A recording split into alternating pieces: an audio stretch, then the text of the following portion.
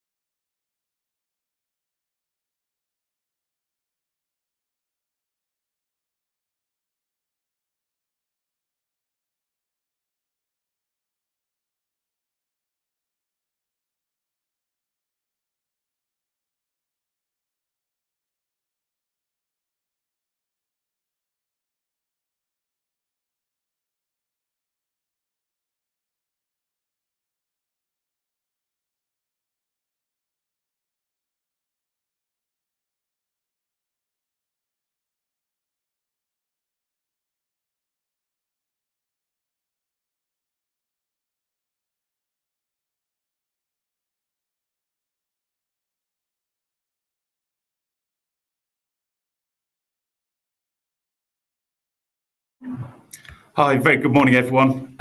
Welcome to this Brook Green Supply webinar. Just so people are aware, just some housekeeping, this webinar will be recorded. If anybody has any issues with that, please do let me know. Also, if anybody has any questions throughout, please do use the Q&A and we'll try and cover as many questions as possible during this webinar. We will share the webinar, the slides, and any Q&As that we don't answer in this session after the event, along with a brief feedback session. Again, I'll repeat that later on. So I'm going to hand over now to Lewis, who's going to give us an introduction to the energy markets. Lewis, over to you.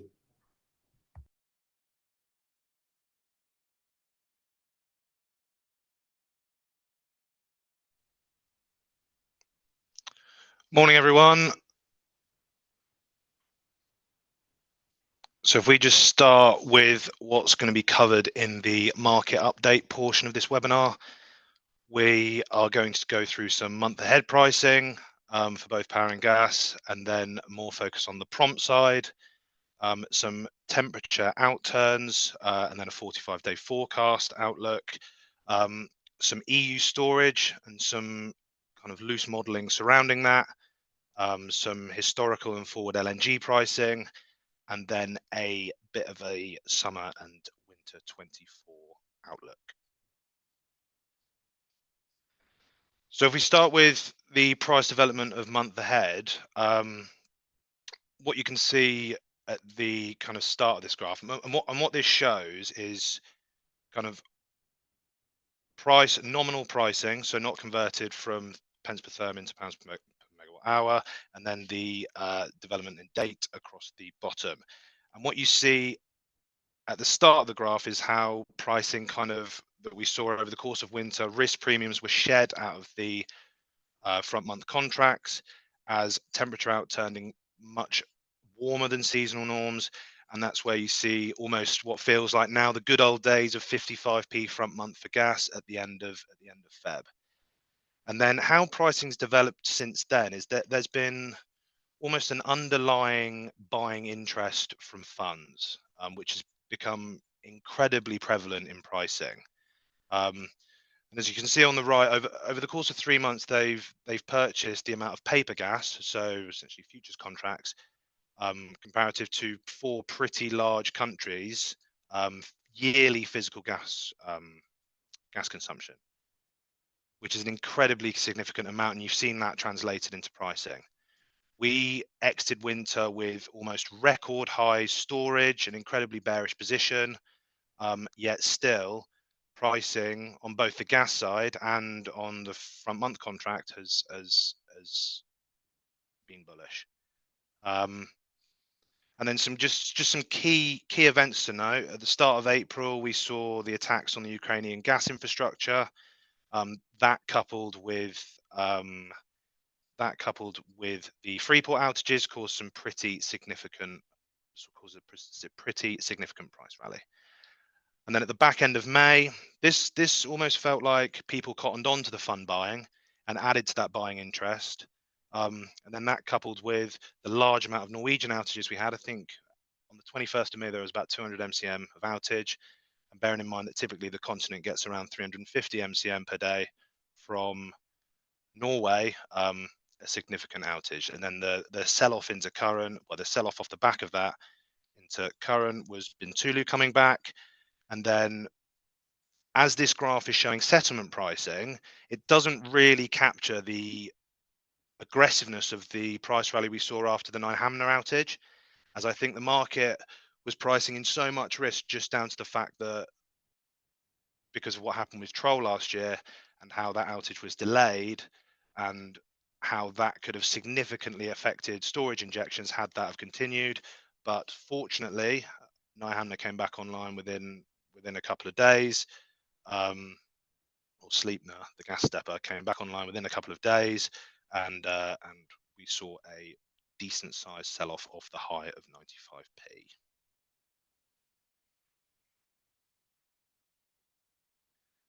And if we look at prompt pricing, so day ahead for both power and gas, and again, this is nominal values that are being displayed. I think quite obviously the key area of interest here is April.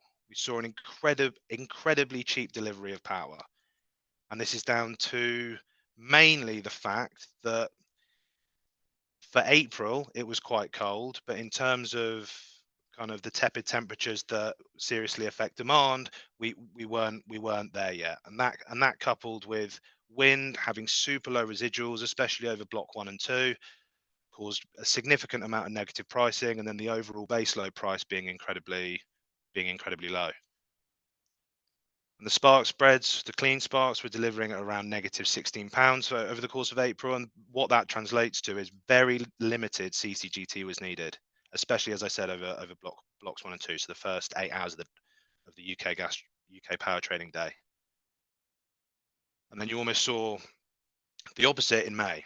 Incredibly low renewables. Gas setting the marginal unit and outturning a short run marginal cost of a medium efficiency CCGT. And that's where you can see that there's very limited gaps between the darker blue and the lighter blue line. If we go on to the next slide, thank you. Then, as I mentioned at the start, when talking about front month pricing, you can see that over the course of kind of the back end of January and the course of February, temperatures were far above seasonal norms. So this limited storage withdrawals and kind of maintained us around that mid 50% storage level mark. Again, as I said, which you can see in how affected prompt pricing. You can see that over the course of April, temperatures, or the back end of April, you can see the temperatures were above seasonal norms, and in May, couple that with low wind, relatively high residual demand, and therefore you have CCGT setting the marginal unit, and then prices demonstrating that. And then if we look at a bit of a forecast going forward, this is 45-day UK forecast. I think it's worth noting that although the kind of the periods up until now, as I'm sure you all would have seen, have been a couple of degrees below seasonal norms, it's not been cold enough to put any immediate stress on the prompt system for both power and gas. You saw pricing around the £80 mark for delivery today.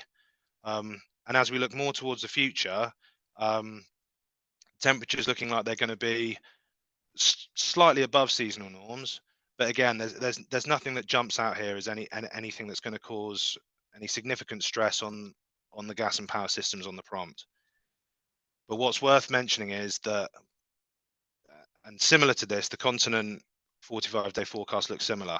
But whereas their air conditioning demand is more prevalent and they're more reactive to much warmer temperatures, this may cause some issues on the prompt. If for whatever reason our prompt pricing is a massive discount to France, max the interconnectors out, that 6 gig 12 gig swing in generation, which will in turn affect our prompt pricing. But again, as I said, in terms of continental 45-day forecast, similar to the UK, in that nothing jumps out really as being particularly scary.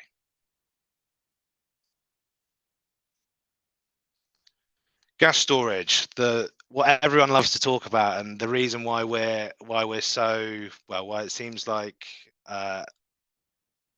market's bearish at the moment. We are, as you can see, we're matching the levels of storage that we saw in 2023. So we're in an incredibly healthy position. I think we've got 3 forecasts there, and I think it's probably best to consider these as best case, a 5-year average case, and then a worst case. And even if you take the minimal injections that we've had over the last 5 years, we still get to around 78% by the middle of July, which is a pretty healthy place to be in. And I think we've not seen as healthy an LNG supply as we have last year, but then to reach mandated target of 90%, we're not going to need. There's not as an imminent a need as we've had in previous years for that glut of LNG that we saw last year. I think if forecast says they are, then we should see, even with kind of the low injections that we've seen over the last 5 years, we can still get to that 78% mark. And you can see that there was and you can see that over the course of April, because it was slightly cooler than normal, you can see that kind of dip and slight withdrawal that we had. But even despite that, comparatively to previous years, we've still ended up at 71.75%, and worst case, not worst case, but historical worst case, we're still looking like we could get to the 78% mark.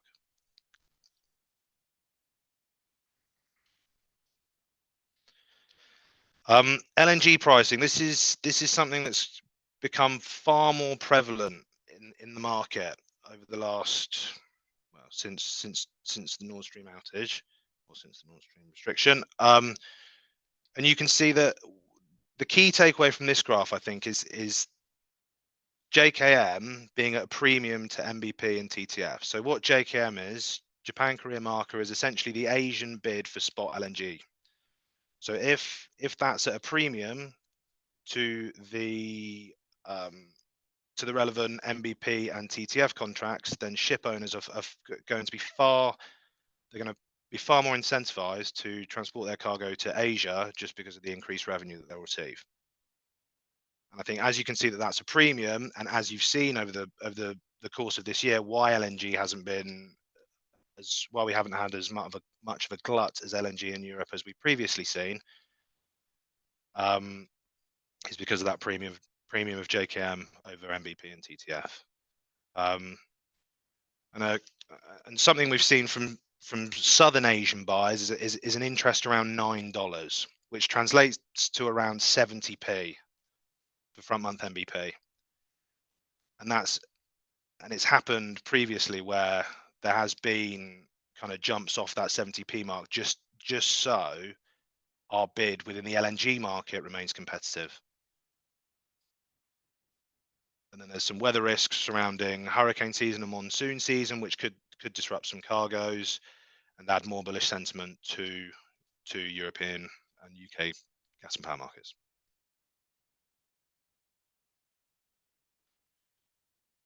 And just as a bit of an outlook, I think let's start with the bad news.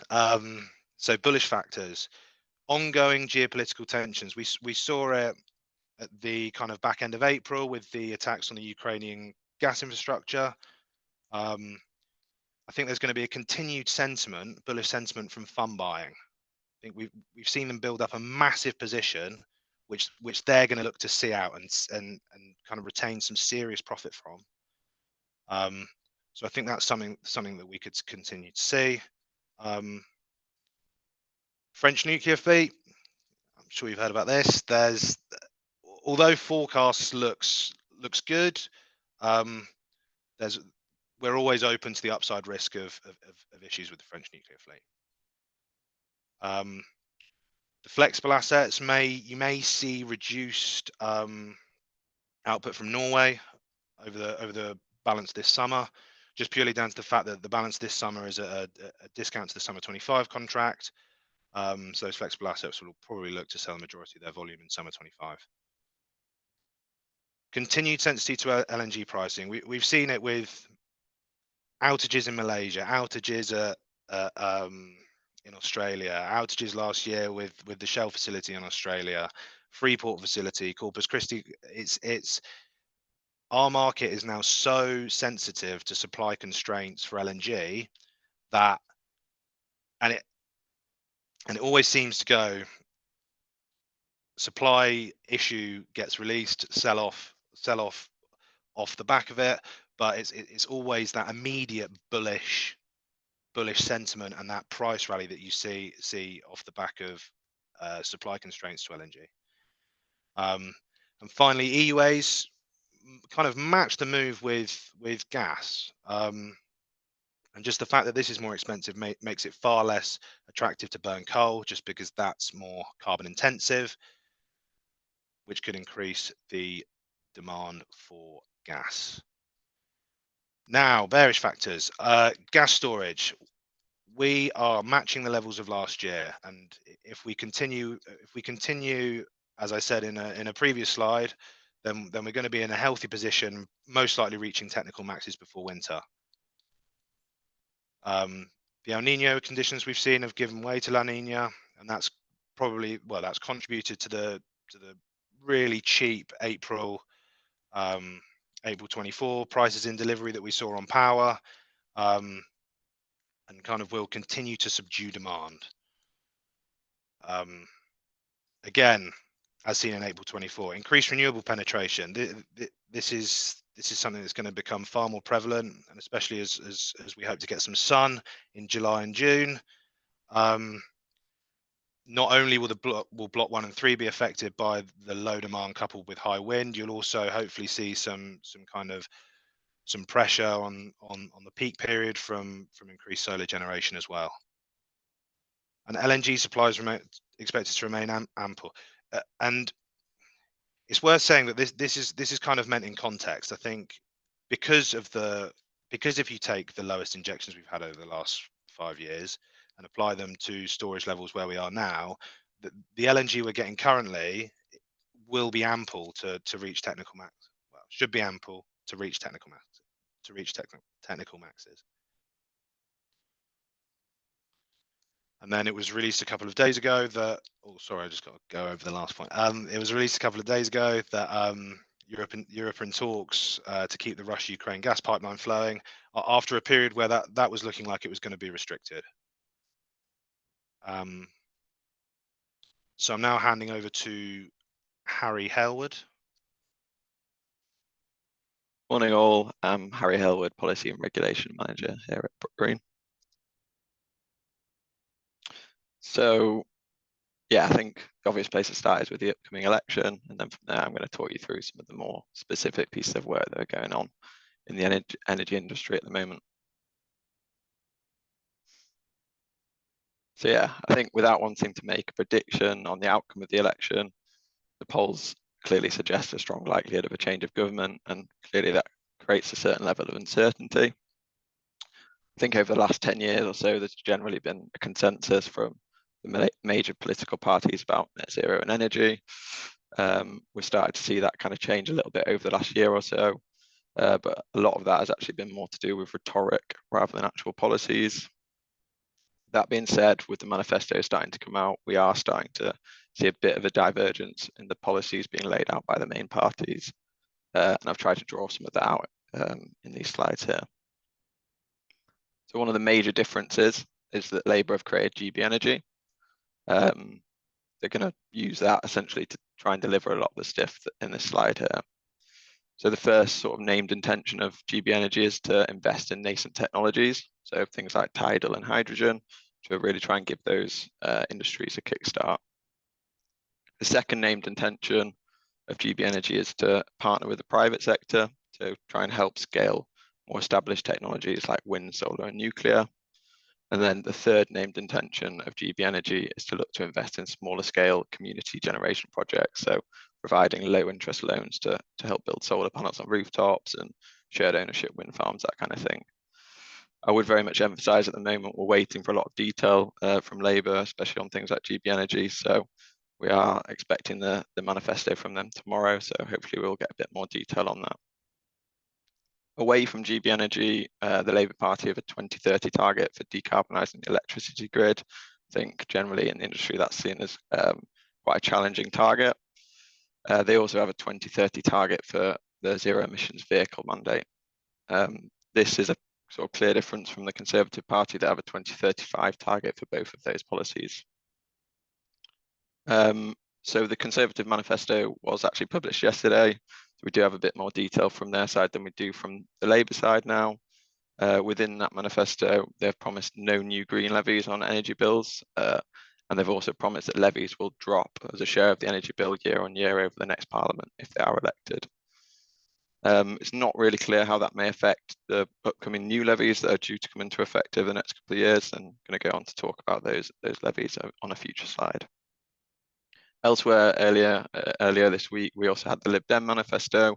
So they want a 90% decarbonised electricity grid by 2030, and they also have a 2030 zero emissions vehicle mandate, so the same as Labour.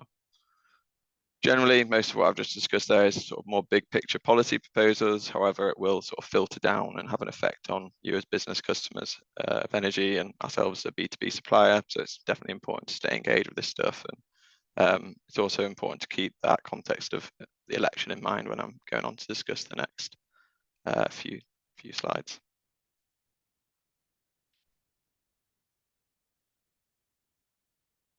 So the first topic I've got is REMA, which stands for the Review of Electricity Market Arrangements. It's quite a theoretical piece of work, but I wanted to make sure it's raised here so that you're all aware of what's going on, because it could have quite a major impact. So the headline proposal of REMA is DESNZ are still considering, or government is still considering, splitting the wholesale market into smaller zones. So currently the UK has one national wholesale market, but zonal pricing would create smaller zones with varied wholesale prices around the UK. It's not currently clear how many zones that could be, but potentially somewhere between 2 and 12 different zones. So perhaps a southern and a northern zone, or even more granular than that. Government did discount nodal pricing, which is an even greater granularity version of zonal pricing, so you could have perhaps hundreds of different zones all around the UK. So they have discounted that. As a business, we oppose movement towards zonal pricing. We already have quite an illiquid market, and we see moving to zonal pricing would only worsen that liquidity issue, pushing up prices for businesses. We also think it would unfairly punish businesses that aren't able to sort of move their operations and offices to zones that would have cheaper power. So elsewhere in REMA, it also looked to address the power purchase agreement market, so the PPA market. So at Brook Green, in addition to offering REGO-backed electricity, we also offer bespoke PPA contractual options, which provide customers with access to specific generation projects. So within our response to DESNZ, we argued for a reform to the Contracts for Difference scheme, which will make investing in PPAs more desirable. So we see at the moment, due to high capex costs, most PPAs require bank financing, and that creates difficulty for, I guess, smaller businesses or less creditworthy businesses to be able to access those PPAs. So we've argued for a reform to the Contracts for Difference scheme towards a variable strike price, which will make investing in PPAs more desirable, providing PPA access for a greater number of businesses. Elsewhere in REMA, they were also looking at the capacity market. So the capacity market is the UK's primary method for ensuring security of supply of electricity. Traditionally, many capacity market participants have been generators, but increasingly there's a market for demand-side response participants. So demand-side response participants are often businesses with on-site generation or storage assets, or the ability to sort of flex their demand to reduce their demand at certain times. So within our response on REMA, we also argued for making changes to the capacity market to further incentivize more demand-side response applications to the scheme. If you're interested to hear more about PPAs or the capacity market, I'd encourage you to reach out to your account manager, and they can talk you through what we can offer in those areas. So the next one I wanted to discuss is what's called the non-domestic market review. It's been a piece of work done by Ofgem, and we've been supportive of that work. Ultimately, it will result in TPI commissions being placed on all energy contracts for customers that work with a TPI, and that will come in from 1st of October 2024. So at Brook Green, we already placed TPI commissions on contracts, and when we implemented that in October 2023, we had a really positive reaction from both customers and the TPIs we work with. We see this sort of movement as a real positive for the industry overall. Ofgem have also been working with DESNZ on proposals to create what they're calling small business customers. So small business customers will have additional protections provided to them from their TPI and from their supplier. So if people are on the call are familiar with micro businesses and the protections that they get in addition to traditional sort of I&C customers, it will be sort of a similar thing for small business customers. The intention is for this to come in from December 2024, but it is dependent on legislation being passed through Parliament. Clearly, that with the election being called and possible change of government, it does create uncertainty in terms of timeframes. But once passed, small business customers will have access to what's known as an alternative dispute resolution scheme. And that scheme will essentially be able to provide solutions to complaints and issues that a customer might have with their TPI. Likewise, the small business customers will have access to the Energy Ombudsman, who will be able to provide sort of similar style solutions to complaints and issues that a customer may have with their supplier.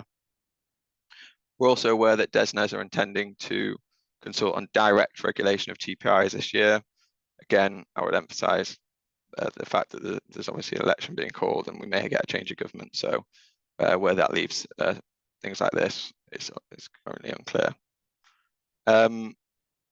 Moving on to levies. So we're due to have 3 new levies come into effect over the next couple of years. We discussed these at length on a previous webinar, and we also have some articles up on the website, so I'd encourage people to have a look at that. It's on our insights page, but I'll give you a brief recap now as well. So the first one we've got is the Nuclear Regulated Asset Base, so RAB. This will be charged to electricity customers and is being used as a primary funding model for Sizewell C. We expect the nuclear levy will come into effect sometime between now and April 2025, but unfortunately we are only likely to receive around a month's notice of that coming into effect and how much that will actually cost. So clearly that doesn't really give much time for customers to account for the cost, or ourselves as a supplier to account for the cost. So we are trying to push our people at DESNZ and government to sort of give us a longer notice period if possible on that. The calling of the election did delay the final investment decision on Sizewell C, so we are expecting that perhaps it's going to be towards the end of that time period, so maybe towards April 2025 more than any time at the back end of this year. The next levy is the Network Charging Compensation Scheme. So this comes from the additional exemptions that energy intensive industries are receiving. Again, like the nuclear RAB, it will be on electricity invoices rather than gas invoices. So the charging compensation scheme will be levied on all non-II users, so non-energy intensive industry users. So that's the vast majority of electricity consumers around the UK. And that levy will pay for a 60% exemption for EIIs on the TNUoS and DUOS charges. It's likely that non-EII customers will start paying for that compensation scheme later this year ahead of it coming into effect in April 2025. So the hydrogen levy, there's less detail on this at the moment, but we think it will probably come into effect sometime between April 2025 and April 26. Unlike the previous 2, the hydrogen levy will actually be on gas invoices rather than electricity invoices. In terms of overall financial impact, much of it really kind of depends on the successful rollout of each technology. So, for example, if hydrogen particularly takes off, or nuclear, we get a lot more nuclear plants and they choose to use that regulated asset base again for the funding model for another nuclear plant. Obviously, the cost is going to increase. So we've put an estimate of around £2 to £4 a megawatt hour on customers' bills by April 2026. But again, to emphasise that's very much an estimate. Final point on levies, there is some political weight at the moment behind moving these levies or non-commodity costs into general taxation, so moving them off the energy bills and into central taxation. Another alternative that has been discussed is moving a lot of the non-commodity costs that are stacked up on primarily on electricity invoices over to gas invoices. Ex-Conservative Minister Chris Skidmore published a well thought of net zero review on this topic, and it had a recommendation on this specific issue that there should be significant progress made on shifting costs from electricity to gas by the end of 2024. So with that in mind, we are expecting there could be a consultation out on this at some point before the end of the year. But again, I'd emphasise that point that a change of government may change that. So final one for me, electric vehicles. Currently, the UK has around 50,000 public EV charge points around the country. There's a government target in place for 300,000 chargers by 2030. So meeting this target is beginning to be at risk, and we think it's partly due to a significant increase that charge point operators have seen in their standing charges since 2022. So Ofgem brought in the Targeted Charging Review, or TCR, in 2022, and charge points have seen significant increase in their standing charge is post that date. This is particularly bad in rural areas, and you can see an example there on the slide of a high voltage site in Yorkshire that has seen a 163% increase from pre-TCR to post-TCR. So at Brook Green, we are working on industry on proposals to improve conditions for EV charge point operators around the UK through an industry modification called DCP 420. Our proposal is that there should be a discount on TNUoS residual and DUOS fixed charges for the EV charge points supplied via a non-domestic contract. This will be available to both the current EV network, but also new build charge points around the UK. Through reducing the capex costs, we hope this will incentivize charge point operators to increase their charging network around the UK. We also expect that a reduction in the standing charges should ultimately result in cheaper charging for the end consumer as well. So DCP 420 is due to go for consultation at some point over the next couple of months, and we would encourage any businesses that either are a charge point operator themselves or have an EV fleet or even thinking about getting one to get involved in that consultation and put a response in.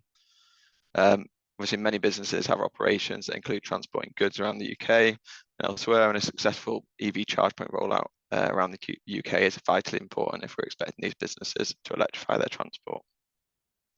So if you want to know more about our EV offerings, I'd encourage you again to reach out to your account manager and they can talk you through what we can do.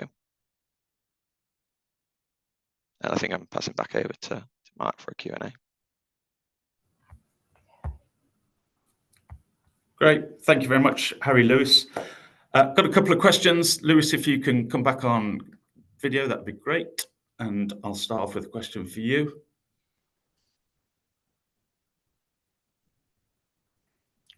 Okay, so Lewis, wholesale markets seem a little bit nervous. How reactive is the market to that nervousness at this moment in time?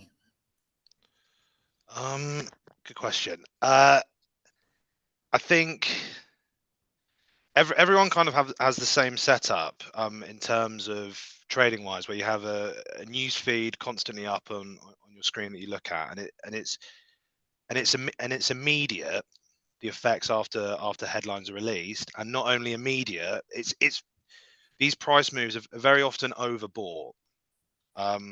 So with the Sleipner news that was released, that rallied up to 95p on front month MBP.